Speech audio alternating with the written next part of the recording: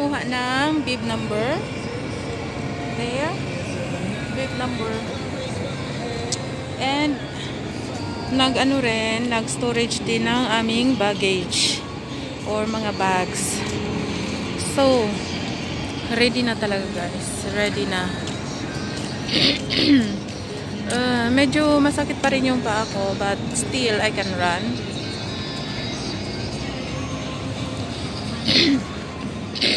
Kaya sa lahat ng mga OFW, not just the OFW, but sa lahat guys, to all those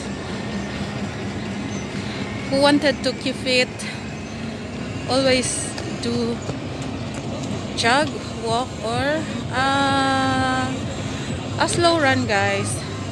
It will help your flexibility, mobility. Basta nakaka-help siya guys, nakakatulong. And to tell you that so many oldies here na sumasali guys. Mayroong mga bata din kasi Crocodile sponsored a run for children, 3 km, and for family 1 km.